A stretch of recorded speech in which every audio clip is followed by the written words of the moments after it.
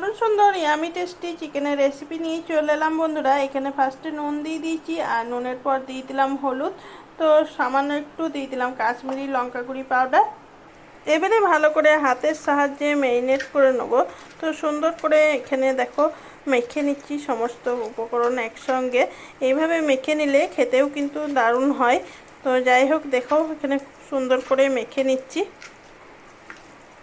ভালো করে হাতের সাহায্যে দেখো ম্যারিনেট করে নিলাম মাংসগুলোকে।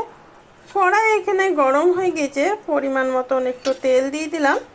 তেল সুন্দর করে গরম হয়ে গেল। এবারে চিকেনের পিসগুলো একে একে সবগুলোই দিয়ে দিচ্ছি। চিকেনগুলো জাস্ট একটু নাড়াচাড়া করে 5 মিনিট মতো ভেজে নেবো। তো এখানে দেখো ভালো করে ভেজে নিচ্ছি।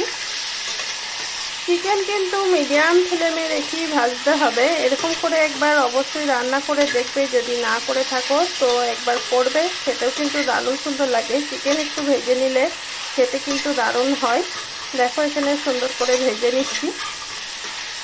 চিকেন এখানে ভালো করে ভাজা হয়ে গেছে, আর বেশি ভাজবার দরকার নাই। তো এবারে একটা প্লেটের মধ্যে রেখে দিচ্ছি তুলে।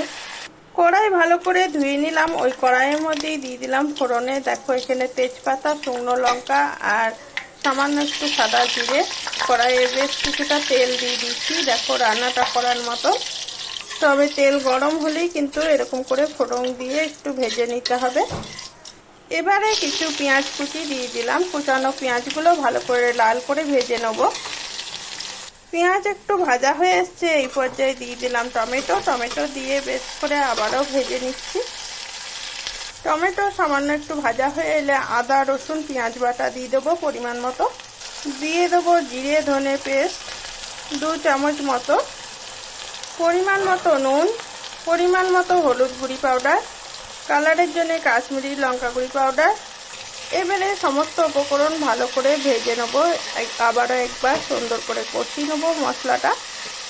মশলা থেকে কাঁচা গন্ধ যতক্ষণ না পর্যন্ত যাচ্ছে ততক্ষণ কিন্তু কষাতেই থাকবো। দিয়ে দিচ্ছি চিকেন মশলা 1 চামচ মতো। চিকেন মশলা যে কোনো ব্র্যান্ডেই নিতে পারো। একটু ভাজা হয়ে গেলে দিয়ে দিলে সেন্টটা কিন্তু খুব সুন্দর লাগে। এইভাবে আবারও কষে নিচ্ছি। এবারে ফেটিয়ে নেওয়া 2 চামচ মতো টক দই দিয়ে দিলাম। টক দইটা ভালো করে মশলা দিয়ে মিশিয়ে নেবো। একদম লো ফ্লেমে মিশিয়ে নিতে হবে, তা না হলে টক দই ফেটে যাবে। তো এইভাবেই মিশিয়ে নিতে হবে। টক দই মিশিয়ে নিয়ে এবারে ভেজে রাখা চিকেনগুলো দিয়ে দিলাম। ভেজে রাখা চিকেন আর টক দই একসঙ্গে ভালো করে আবারও কষিয়ে নেবো। চিকেন ভালো করে এখানে কষিয়ে নিলাম, আর খুব সুন্দর করে দেখো লাল করে কষানো হয়ে গেছে। চিকেন এখানে দেখো ভালো করে কষানো হয়ে যাওয়ার পরে পরিমাণ মতন গরম জল দিয়ে দিচ্ছি। এবারে এখানে ঢাকা দিয়ে বেশ করে সেদ্ধ করে নেবো। চিকেনটাকে কুক করে নিতে হবে। আবারও কিছুক্ষণ পর ফিরে চলে এলাম। দিয়ে দিলাম গরম মশলা পাউডার সামান্য একটু। এবারে জাস্ট একটু নাড়াচাড়া করে দেবো। চিকেন নামাবার আগে কয়েকটা ছোট এলাচ দেখো থেতো করে নিচ্ছি। এবারে এটাকে দিয়ে দেবো। ভালো করে থেতো করা হয়ে গেছে এলাচগুলো। থেতো করা এলাচ দিয়ে 5 মিনিট মতো আবারও কুক করে নেব। 5 মিনিট পরে আবারও ফিরে চলে এলাম বন্ধুরা। এবারে গ্যাসের ওভেন একদমই বন্ধ করে দেবো। দারুণ সুন্দর টেস্টি চিকেন ঘরেই বেনে গেল বন্ধুরা।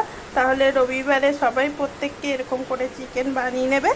রবিবারে তো প্রত্যেকের ঘরেই এরকম সুন্দর চিকেন হয়েই থাকে। আর যদি না করে থাকো এখনো পর্যন্ত, ঝটপট রাতেই বানিয়ে নাও, আর বাড়ির সবারই মন জয় করে নাও এরকম সুন্দর চিকেন বানিয়ে। আজকে চিকেনের রেসিপিটা সবারই ভালো লেগে থাকলে অবশ্যই জানাবে বন্ধুরা। এখনকার রেসিপির ভিডিওটা এই পর্যন্তই। আবারও পরে চলে আসবো অন্য কোনো রেসিপি নিয়ে। সবাই খুব ভালো থাকবে, সুস্থ থাকবে বন্ধুরা। টাটা বাই বন্ধুরা। আর রেসিপিটা দেখার জন্য সবাইকে অনেক ধন্যবাদ।